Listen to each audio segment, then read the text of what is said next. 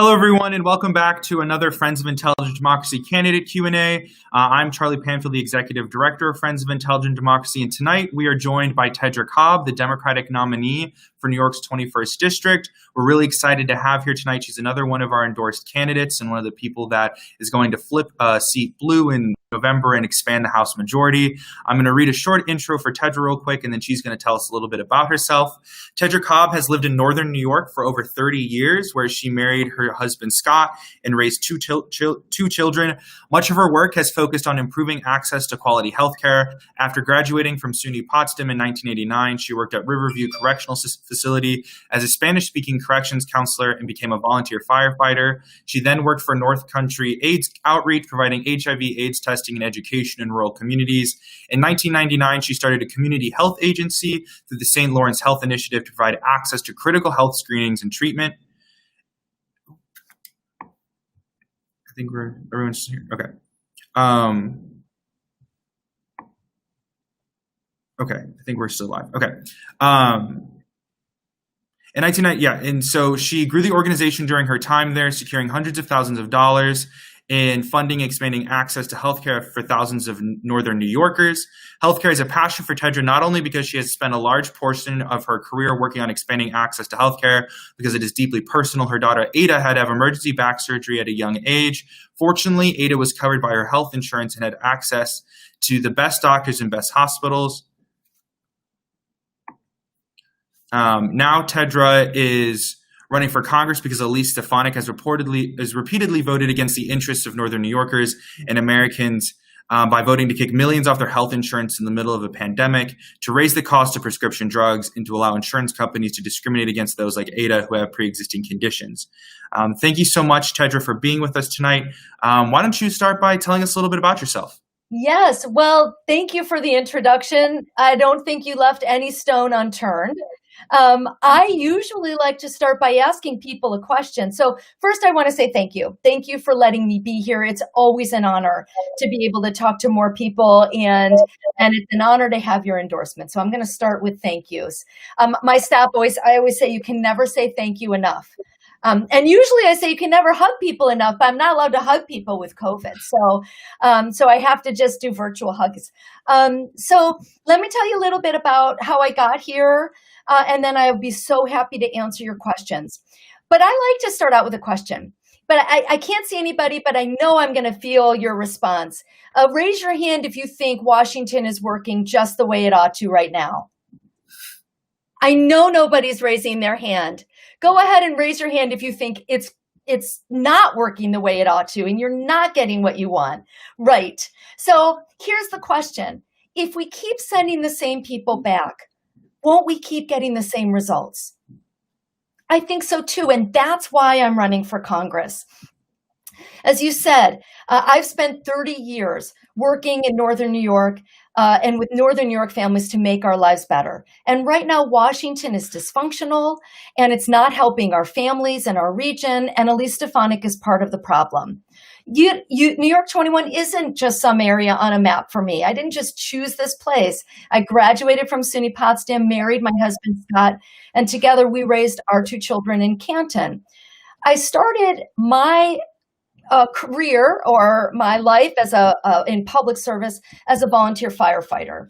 And that experience taught me a lot about what it means to serve others in my community.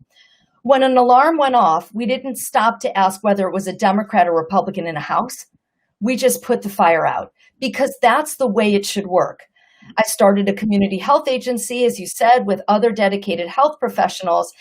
And we never stopped to consider whether a patient or a person needing care was a Democrat or Republican.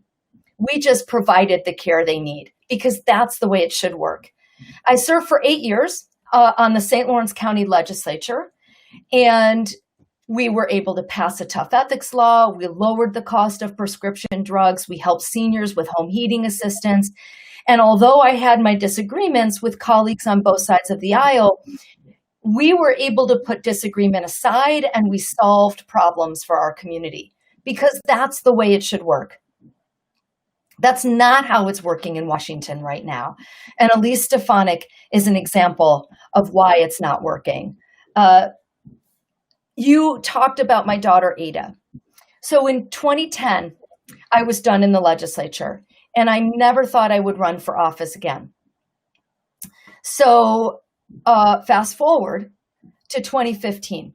My daughter, Ada, lost the ability to stand and to walk, and she needed to have emergency back surgery. And as a kid, you can imagine, you're young, you can imagine your parents would be terrified by this. And of course we were. But we were really lucky because we had insurance through my job. So Ada got the surgery that she needed. A month later, I lost my job and we lost our insurance. So when Elise Stefanik in 2017 voted to repeal the Affordable Care Act and to kick 64,000 people in this district off their health care and to eliminate protections for people with pre-existing conditions, people like Ada, that was it. I knew I had to run. I know what it's like to fight for your child and for your family. And I'm going to fight for North Country families like I fought for my own. So the question ultimately is why? Why does Elise Stefanik vote the way she does? And some of that is the money, right? She takes money from the pharmaceutical industries that have fueled the opioid crisis. She takes money from the insurance industries that want to eliminate protections for people with pre-existing conditions. She takes money from Chevron and ExxonMobil, and then she allows corporate polluters to dump toxic waste into our waters. And the difference between us is that I'm not taking that money, and I will always put people first. So I am going to close up here so that you have plenty of time to ask the questions that you want to ask tonight. But I want to leave you with this before we do that. And that is, elections matter. You have the opportunity this time.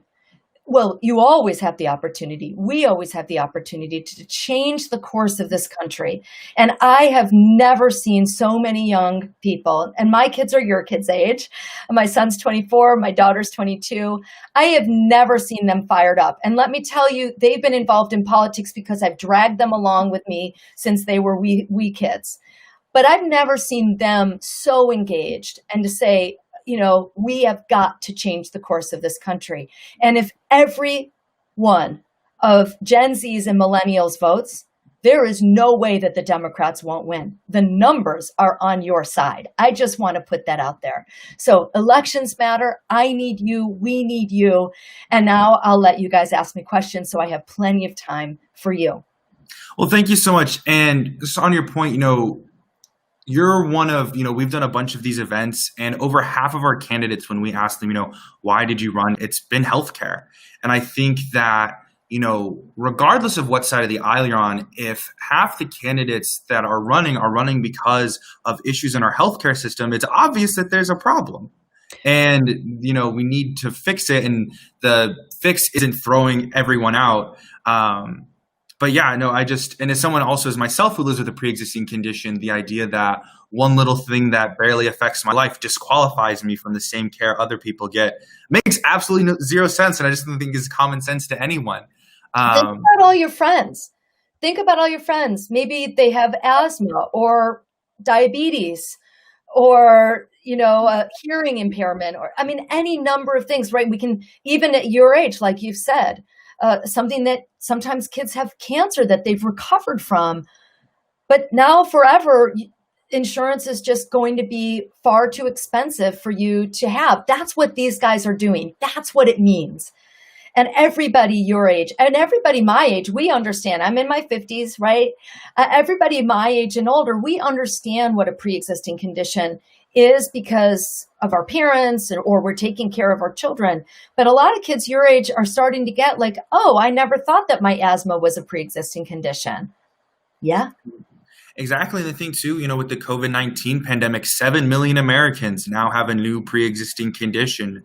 And, to me, that what even makes the ACA case right now in the Supreme Court even more astonishing. The idea that there are Republicans that even in a hearing just a couple weeks ago on the ACA, we're talking about getting rid of the ACA and substituting it with junk healthcare plans that purposely, if you get sick, try not to cover you. Right. And it's just how anyone looks a voter in the eye and tries to explain that. is mind-boggling to me. And on that note, I want to turn to our first question about the COVID-19 pandemic. Is that, do you think that wearing a mask has become a political statement? And how has COVID-19 affected campaigning this year? So I'm going to start with the mask question. Wearing a mask is about protecting your family, your friends, your community, and it is also about keeping the economy open. So I'll give you two examples. I have a brother with lupus, and over the summer, we've been able to see each other outside, but I wear a mask, not for me, but to protect him. So there's nothing political about caring for other people. And number two, the economy. If I drive around the North Country, where I live, we call it the North Country, you see that the chambers of commerce have put signs out all over that say, wear a mask, help us keep our economy open, help us keep our businesses open. There is nothing political about that. The virus is not a political thing. It is a virus. And unfortunately, this administration has created a political issue out of this virus. And still 4 months now, we have no realistic or consistent federal response to COVID. And until we have that, we are not going to get through this pandemic. So I'm going to sort of end with that, and we can go back to COVID if you want, but let's talk a little bit about campaigning. I am one of those people who is everywhere all the time, meeting with people. And we were the first campaign we were actually petitioning when COVID was first sort of discovered or talked about. And we were the first campaign to pull people out of the field. And I just said, my background's in public health. We are not putting anybody at risk, and we're just going to figure out what to do. We've made almost 3 million calls since the beginning of April to voters. We've done over 400,000 texts. We've had Zoom meetings without trying to Zoom people out, but we are trying to make sure that we're available to people. We've had roundtables. We've had Ask the Doctor Zoom informational meetings. We've had veterans roundtables. So we are really trying to make sure that we can meet voters. And we had a drive-in rally where everybody was in their car and we were able to still have a rally. So we have really been very strict about putting people's safety and health first while also campaigning. And I think that gives us quite frankly, the authority to talk about healthcare in a way that's very different from my opponent's campaign. They're having rallies, people are there with no masks.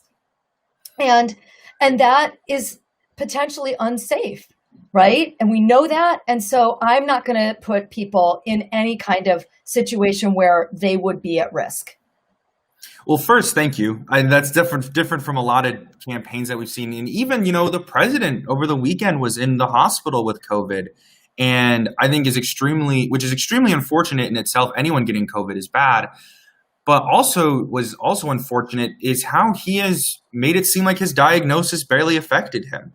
He was in the hospital for 3 days and is going home and is tweeting that you don't need to be scared of COVID, which makes no sense when you think that he had access to monoclonal antibodies and treatments that literally no one else has access to.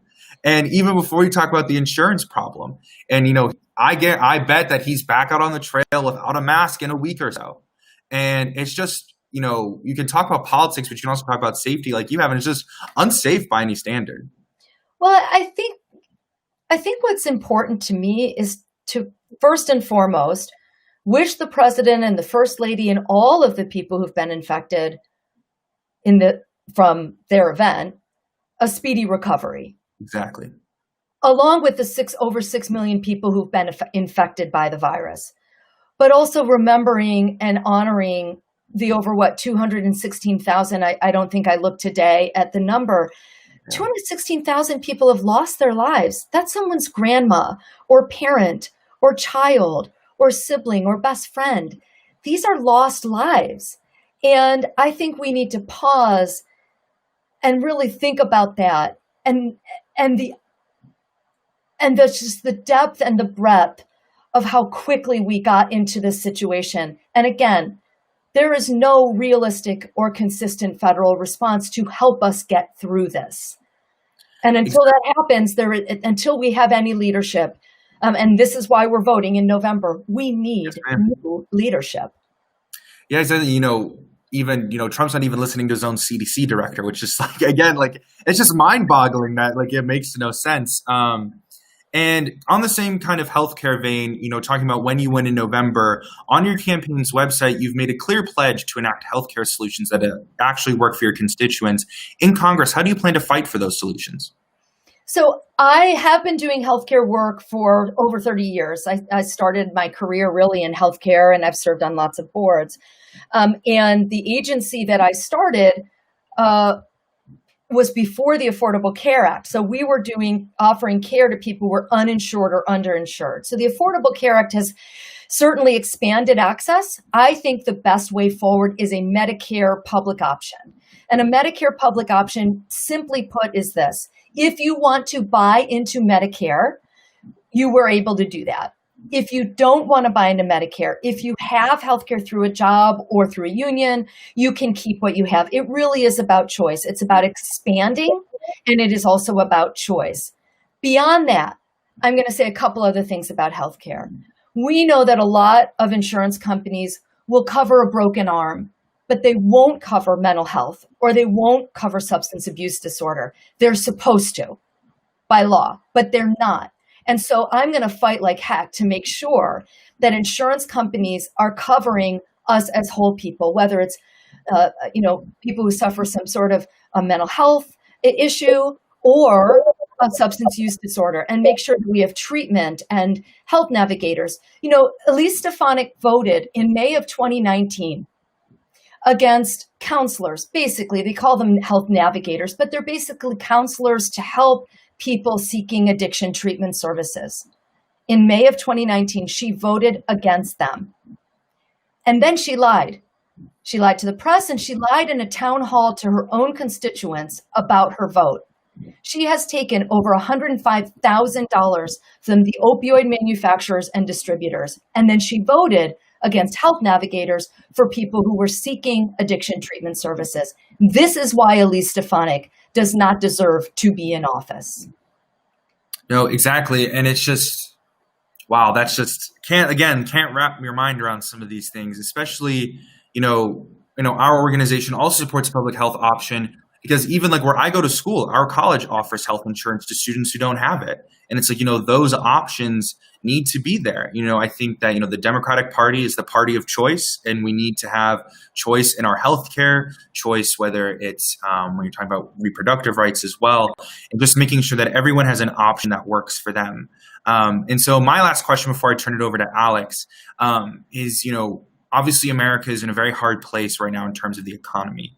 And so what do you think, whether it's in the local community or in Congress, needs to be done to both protect our workers during the COVID-19 pandemic, but also try to start that economic rebound that everyone across America needs? Well, we've been talking about the federal government, that we don't have a realistic and consistent federal response. We don't have ventilators if we have to close down again, if it gets very bad. So the Defense Production Act should have been making ventilators. We still need PPE for workers, PPE for schools, PPE for hospitals. We need another round of the Paycheck Protection Program for small business owners so that they can, keep their businesses open, their employees paid. And we also need to make sure we have emergency unemployment benefits so that people can pay their rent, put food on the table. And so these are the things that, unfortunately, the Republicans and the president just said he's not going to put forward another plan. He's not putting forward any help between now and the election. It is irresponsible and cruel, quite frankly. It's unfortunate that the Republicans sees this pandemic as red versus blue, when, as like you said earlier, the virus doesn't care about that. The virus doesn't see political affiliation, but unfortunately the president does. Now I'm going to turn it over to Alex, who's our political director, and he has a few different questions for you as well. Okay, thank you so much. Hi, Tedra. Thank you so much for joining us today. Hi, thank you. So my first question is about foreign policy. Fort Drum is in your district. What have you been hearing from voters concerning the Russian bounty story? Yes. So it's been 102 days since we learned that Russia put bounties on the lives of American soldiers. And Elise Stefanik has still said nothing. Silence. The president has said nothing. So we have been very strong on this issue, and we have said we need a congressperson who is going to protect our soldiers. Listen, Elise Stefanik sits on the House Intelligence Committee. She's on the Armed Services Committee, and she's the ranking member on the Emerging Threats Subcommittee. And yet she's missed months of Intelligence Committee hearings. When the story broke with The Atlantic, and we learned the president called fallen soldiers suckers and losers, Elise Stefanik said nothing. We need a congresswoman who is going to defend and protect our soldiers who are deployed overseas in Afghanistan. I will do it. Elise Stefanik has not. Not supporting service members is 100% a dereliction of duty, especially for someone who's on those vital committees and should know exactly how important it is to protect those men and women. Back here to climate change. Gen Z and younger millennials have been leading the fight for climate justice and against a climate crisis that they were born into. How do you plan on supporting their message and actions? So I have a great story to tell you. When I was in college in St. Lawrence County, the legislature was going to build a garbage incinerator as a money-making venture. So we were going to ship in garbage and burn it. And that's how I became politically active.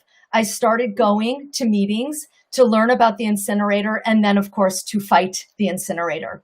So at the last meeting, it was the night that they were voting yay or nay on the incinerator. I remember standing outside of the courthouse. There were so many of us, we actually didn't fit in the courthouse.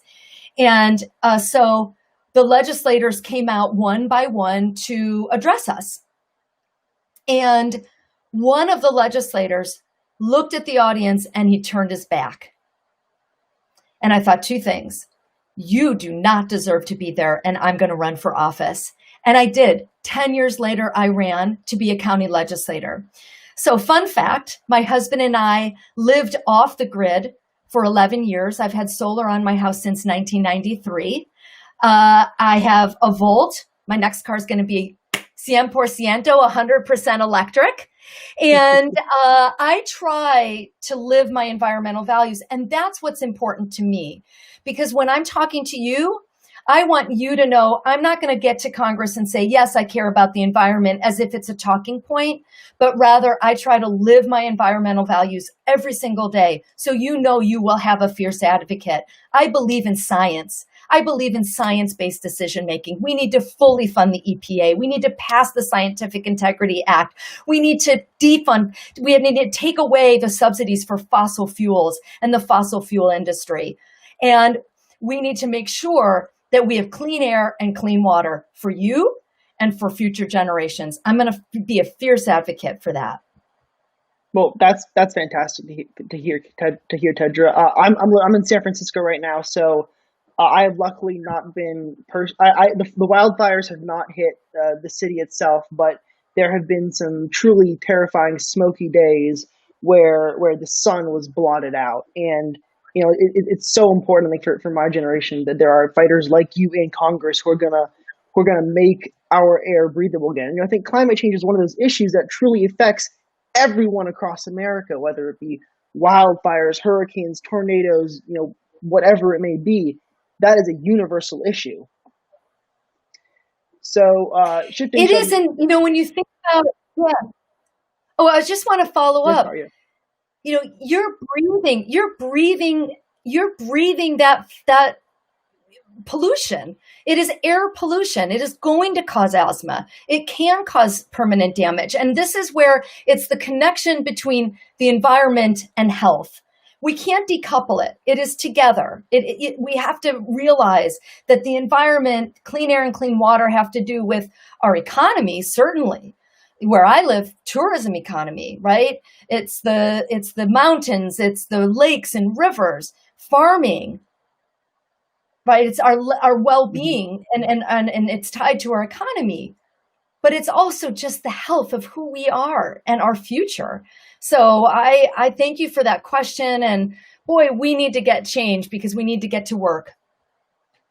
Absolutely. I think healthcare is linked in almost every major issue today. And, my next question is actually going to be about racism, which, I know many cities have now declared a public health crisis and public health epidemic. And so I just want to ask you, over the summer, America is really reckoning on race, and you're running in a rural district. So how are folks that responding to the Black Lives Matter movement, and what are your plans to address systemic racism? So I think one of the most hopeful things that I have seen. So I'm in my 50s, and when the president won, we saw lots of people going out the Women's March, and there were a lot of ladies with white hair or older people.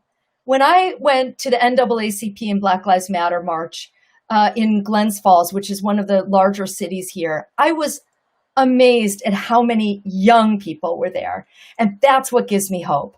We are not where we need to be. Let's look at the data. Black Americans, brown Americans are 3 times more likely to have COVID and 3 times more likely to die of COVID. Black women are 4 times more likely to die in childbirth. Children who grow up in minority communities are 5 times more likely to have asthma or to have lead poisoning. So environment, and we just talked about the environment.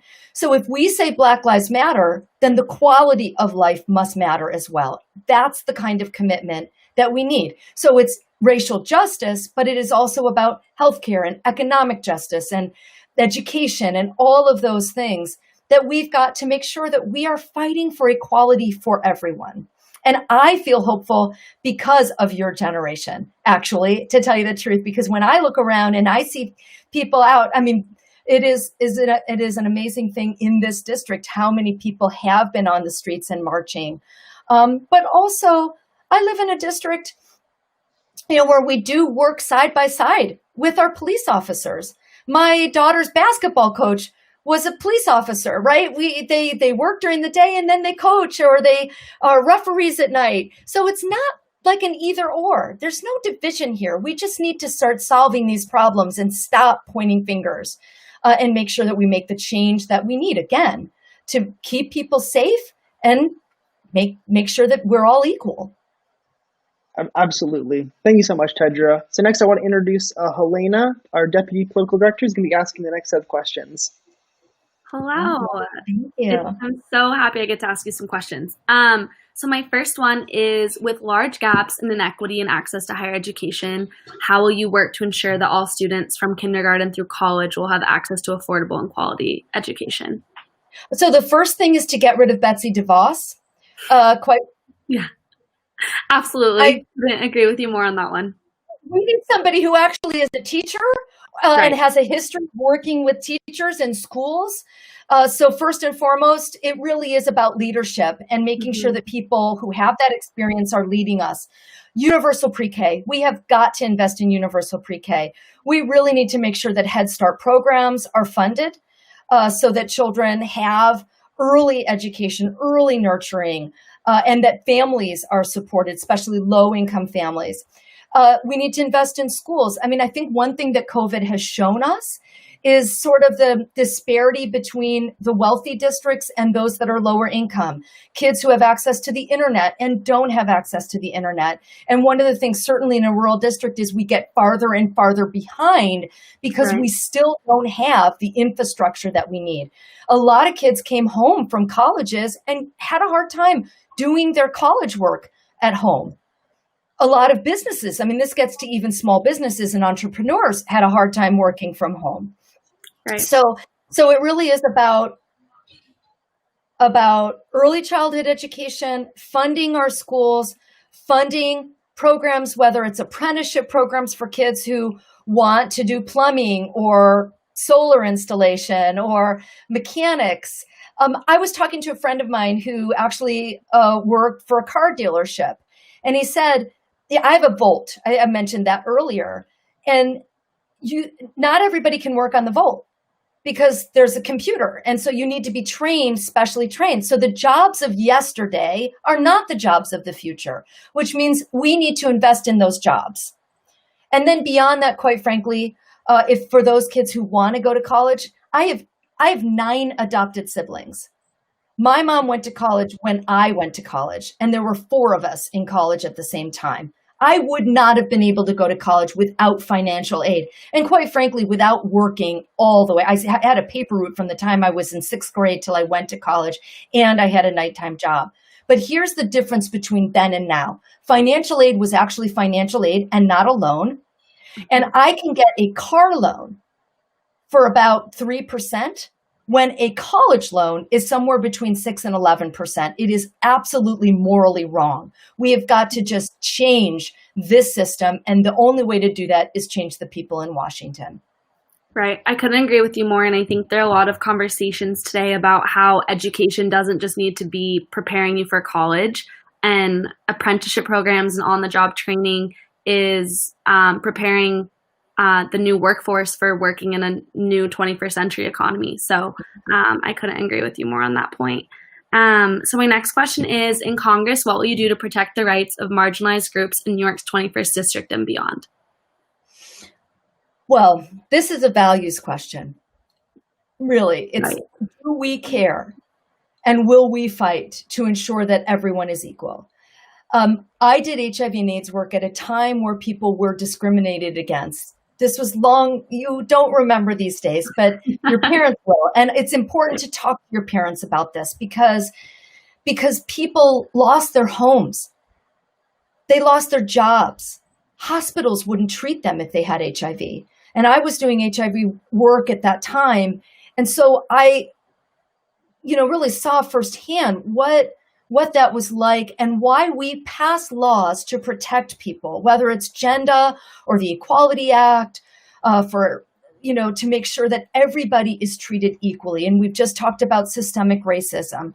So this is a values question. Either you believe that everyone is equal and you fight for it, or you don't. Right. I will fight for it. I fought for marriage equality in my community, and I will make sure that when I'm in Congress, that everyone will have an equal seat at the table and an equal voice, regardless of gender or race or ethnicity or a sexual orientation, yada, yada, yada. Well, that's amazing and obviously very, very important. And so now to talk about your competitor, Elise portrays herself as one of the most bipartisan members of the House. Do you think this is true? Well, Elise says a lot of things, and they're not true. And she says a lot of things about me, and the vast majority of those are not true. So here's the thing. Elise came out and tied herself to Trump. And I think really showed who she truly is. She cares about her party, and she cares about her political future. And she, by her voting record, we can see, does not care about the people that she should be protecting and representing. Right. Absolutely. And so to my next question, why is it so important that we flip New York's 21st? Well, I'm going to circle back to why I'm in this race and the work that I've done. This is about having someone in Washington who will represent everyone and who will fight for the people here. This has been my home for over 30 years. I know what it's like to juggle 3 jobs just to put enough food on the table. I know what it's like to get health care for your family and the barriers. And I know what it's like to struggle and to see other people struggle and to help them, whether it was as a legislator or to serve on a domestic violence board or hospice board. And that is the difference between Elise Stefanik and me. She had never lived here. She just bought a house here to show that she owns something here, but she spends her time in her condominium or her, townhouse in Georgetown. She is a Washington insider. She is the worst of Washington, the divisiveness, the name calling, and the Washington that just does not get things done for the people that she's supposed to serve. And so that's why I'm running. That's why I'm passionate. That's why for the next almost 27 days, today's 28, tomorrow's 27, we're going to run with integrity and grit. And I'm honored that you're here with me and that you're helping me. And this election matters. And this election, I'm sure your parents have said, this is the election of our lifetime. And we need you. Absolutely.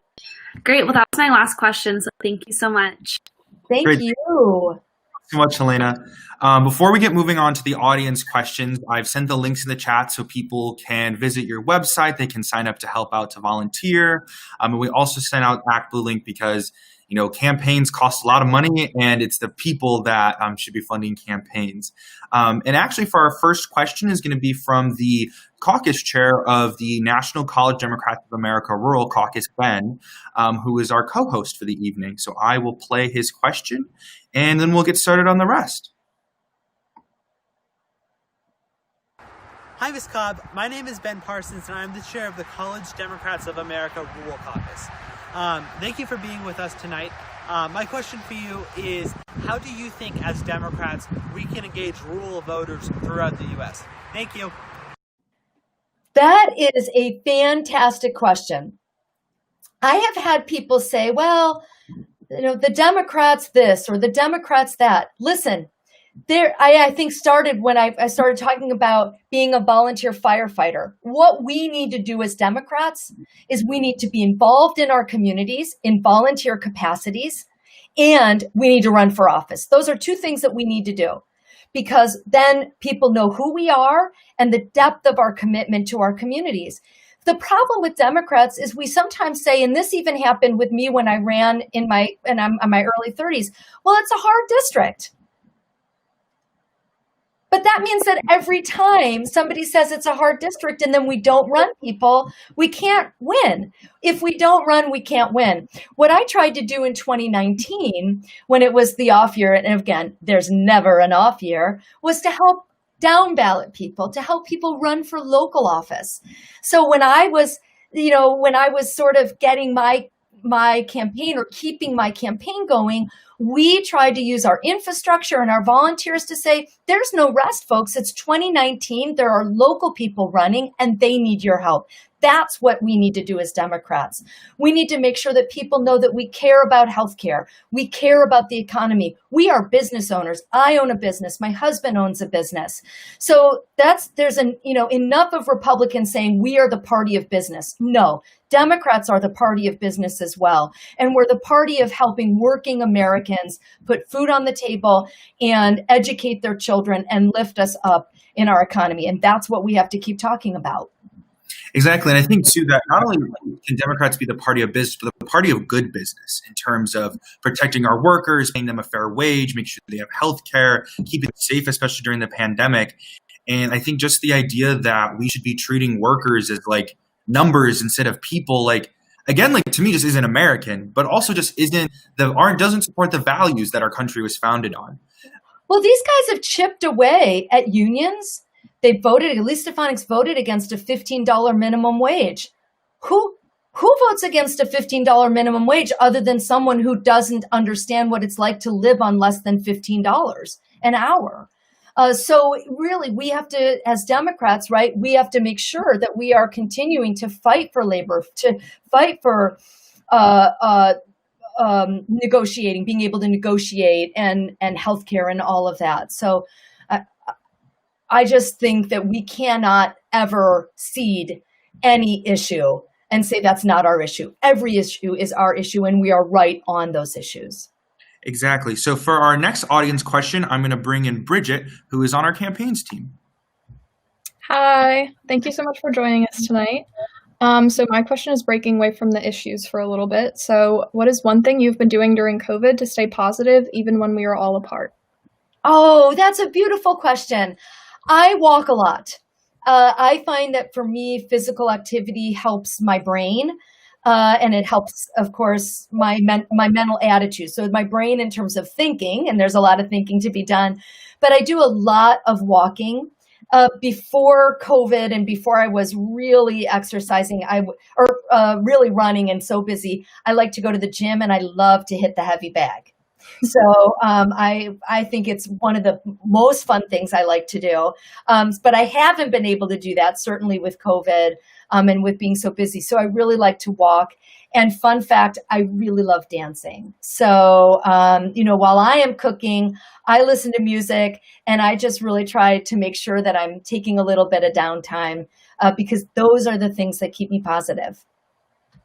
Yeah, that's great. It's definitely important to stay positive with everything going on. And also, my husband came home with a dog. Oh my So God. I have a COVID dog. I did not want a dog. I did not want the responsibility of a dog, even though I love dogs. But, I'm so glad he came home with a dog. I love her. Her name is Lou, and she's amazing. Oh, that's so exciting. Okay, so I think the next question is being asked by Connor. Hi, Tedra. Thank you for joining us this evening. Our next question reads, do you have any advice for young women who want to run for office in the future? Yes, run. And don't worry about losing. Do you know women run, but then when they lose, they don't run again? Men do. Men run again. But for whatever reason, and we can go into the data of why that is, but women should run and then they should run again. So first and foremost. And I think the other thing is this. I'm running against another woman. And in the last campaign, people said, oh, you're two women running against each other. What is that like? And what I said is, if we were two men, you would never be asking us that question. You would be asking us about the issues. So let's talk about the issues. I am running against a woman who promised that she would support equal pay for women, and then she voted against equal pay twice. I'm running against a woman who has voted against the Violence Against Women Act. She voted against the Violence Against Women Act, a bipartisan piece of legislation that keeps women and families safe. She voted against the Equal Rights Amendment and then said, well, we should probably start over again. Well, tell all the women who've been working on that for the last 50 years that they should start all over again. So again, I think young women and older women should not be dissuaded by the barriers that other people will put in front of you, but rather, if you want to run, surround yourself with the people who are going to help you and give you honest feedback and the technology, the infrastructure, all of those things. Because I think that one of the things we see when women run and they win is that we see policies then that are good for families. And that's what's crucially important. Yeah, I couldn't agree with you more. I think we're passing it over to Will for the next question. Hi, Tedra. Thank you so much for joining us tonight. My first question is, what is one quality that you possess that your opponent does not? I would say integrity. Integrity is about not harming or lying about another person. I am running against someone who has brought the worst of Washington to this district. Name calling, lying, anything to propel her race forward. And that is unfortunate. And I don't believe that's who we are. And that is certainly not who I am. Yeah, I definitely think that's of utmost importance, especially when it comes to a candidate that the people have the power to elect. Integrity is quite important, yeah. So the next question that I'll be asking you is, how should we address food deserts and hunger in America? Oh, wow. So I married an organic farmer over 38 years ago, and organic farming was tough then. We've done much better in that we understand the importance. You're using the word food desert. That was not even in our lexicon back then. Organic was hardly in our lexicon. Farm to table, right? Being able to go to a restaurant and say, this is locally produced, or a school or a hospital. So we've gotten farther, but we have to continue to help farmers. So farmers know how to grow food, but they don't always know how to run a business. They don't always have the technology to sell their produce or get their produce to the market. So we need to make sure that we do that. We also, quite frankly, need to incentivize and work on feeding our own communities. One of the things COVID showed us was sort of the supply chain problems. So California shouldn't be feeding New York. New York should be feeding New York. Definitely. And there are huge opportunities in New York to do that. And those are the kinds of things that I would like to continue to work on. I think, again, we've made great strides, but we're not quite there. And I think the other thing is sort of value added. So dairy producing cheese is a value added product, which good for farmers because they can raise more money, they can earn more through value-added products. And so it's thinking about what are the value-added products and then helping farmers create those value-added products. Some of that, quite frankly, especially in rural communities, is having community kitchens, so that small businesses, small farms can use a community kitchen because they can't afford a kitchen that meets USDA regulations. So there are a lot of things to be thinking about here. And the last thing I'm going to say is we've got to make sure that we continue to fund SNAP and WIC for families that are lower income and that they can use those SNAP benefits at farmers market. We do have senior citizen coupons. We have SNAP benefits that we can use. Several years ago, I used to volunteer at the farmers market and take the coupons, and now people can use their SNAP cards at farmers markets. But one of the ways we can do that is that making sure that we have internet and we have all of that infrastructure at farmers markets so that people can use, again, their cards, their EBT cards, or SNAP cards, and credit cards and things. And that makes people be able to buy more produce locally. I love to hear those ideas. As a fellow New Yorker, especially your take on New Yorkers feeding New York. So that was great to hear. So I think for the next audience questions, I'm going to be passing it back to Connor.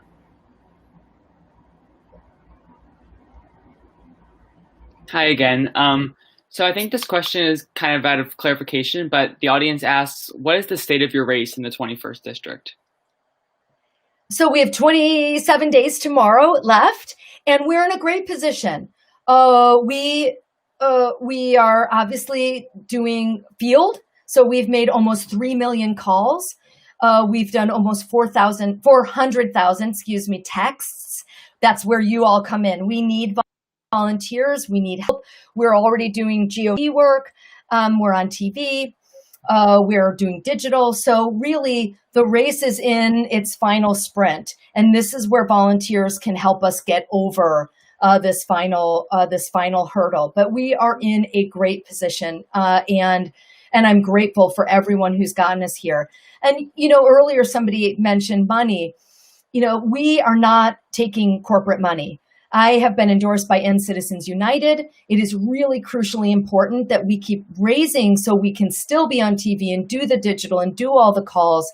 But I'm competing against someone who has taken hundreds of thousands of dollars from corporations, and we can go through all of them. And then she's voted their way. And I will never take that money because I will only be beholden to the people in this district and the people that I'm elected to serve. Yeah, that's so amazing to hear, and I wish you the best of luck with the rest of your campaign. To continue on with our audience questions, I'm going to pass it over to Bridget.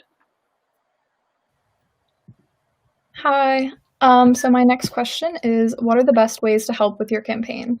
Oh, well, I think I sort of answered that, but let me say it again, because you can never ask too much for help. So we need phone bankers, and we need tech people who are going to text. So we have a lot of people. We have 2,000 volunteers just within the district, but we need help because there are a lot of people to make sure that we connect to. We need to make sure that the absentee ballots get in, that people know where they can vote, all of that. And that's really where you come in to help us with the volunteer work, calling and texting. And I always say to everybody, if you can donate a little or you can ask your parents to help out, I would be honored. I wouldn't be here if I didn't humbly ask for help. Yeah, and I think with COVID too, there's a lot of opportunities to help virtually from home. Yeah, it has given us an opportunity, really, I think. I'm one of those people, as you probably can tell by talking to me, that I try to be very positive and look at the opportunity. And I do think this is the moment where, there are times where I've called people, a volunteer has had a conversation and say, hey, can you call this voter? They haven't really heard much about you. And it's given me an opportunity too, that, I think it's very special and unique. That's great. Okay. So, yep. Great. Thanks so much, Bridget. All right, so I have a couple more audience questions. We're almost near the end of our time, and I don't want to mess with your schedule at all. So my next audience question is, what are your thoughts on protecting the right to choose for people when it comes to their reproductive rights? Well, I am pro-choice. I'm a pro-choice candidate. And this actually, interestingly enough, this district is a pro-choice district. I am running against someone who has voted to cut Title X funding time and time again.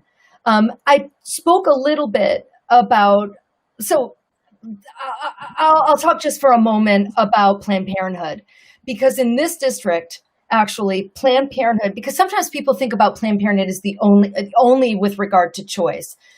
But in this district, it is a primary care provider. So cutting funding to Planned Parenthood in many places, and especially in rural places, it is cutting funded to the primary care provider for men and for women. So I will be a voice for not only choice, but access to women's health care and access to health care for everyone. Awesome. And I think, too, again, like you said, Planned Parenthood provides breast cancer screenings, pap smears, things like that. And it's just like common healthcare, and especially in a lot of places that, there are food deserts, also healthcare deserts, and that also people who are uninsured or underinsured.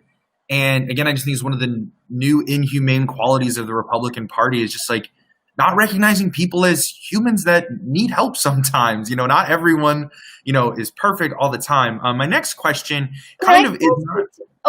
Yeah, no, please go ahead. For 1 minute about food, which I didn't really address, but you're addressing it in terms of when you just said something about people and the struggles. I mentioned about having 9 siblings or adopted siblings. So I have 1 biological brother, 9 adopted siblings, and I had foster siblings as well. And my father was a public school teacher, and my mother did not work while she was raising us. And my mother had a dish called chicken surprise. You find the chicken, I'll be surprised. And I was mentioning this to somebody recently, and she said, my mom had a dish called chicken too little. Same thing. And I think one of the things that I think about a lot is the struggles that people go through, whether it is access to healthcare or education, or paying for their kids to go to school, or mental health, or caring for elderly parents that are having, the difficulty of staying in their home and while they're trying to juggle. And I think you just kind of hit the nail on the head. People who run for office should be compassionate. Compassion is strength, not a weakness. Helping people is a strength, not a weakness. And that is where I believe the Democrats, and why I'm a Democrat, why we are who we are, or why we've chosen the Democratic Party. And I hope that we can continue to communicate those values, because it's the values that help us to do what we do and communicate with people about how important it is.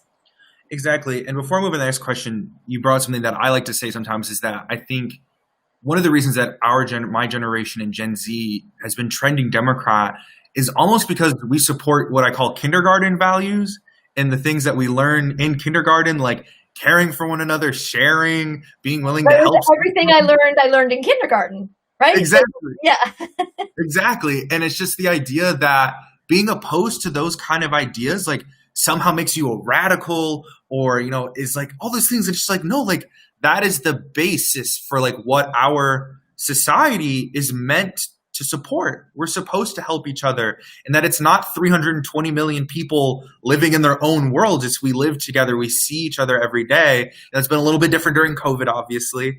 But that again, we're in this together, and that even too, when it comes like, it's the United States of America. It's not 50 tiny little countries that are all competing for each other and shouldn't be competing for each other. And on that note is kind of in the next audience question is both an in-state problem and a national problem. That's gerrymandering. So how do we fix gerrymandering and make our democracy more fair for everyone, regardless where you live? Run for office. That's how we do it. We have to run for office. And when I ran as a county legislator, I said I believe in transparency, ethics, open government. and I served on the New York State Committee on Open Government. And during my tenure, there's a statement, it's sunlight is the best disinfectant. So I worked very hard to make sure that we had training in St. Lawrence County on open meeting laws and on FOIL, Freedom of Information laws.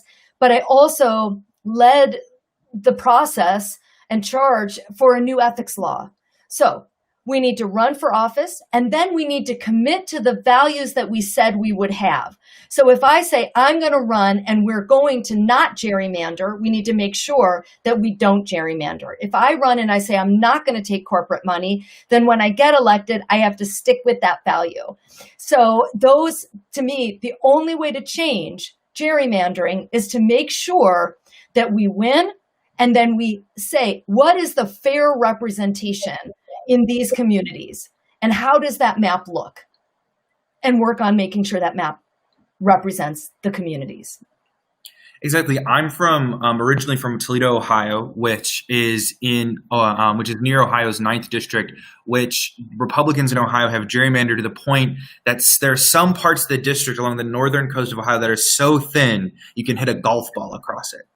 And just the idea that Republican state legislatures are cutting up our states to, take in one neighborhood, put it in another district, or cut, zip codes in half, again, just, devolves the idea of one person, one vote.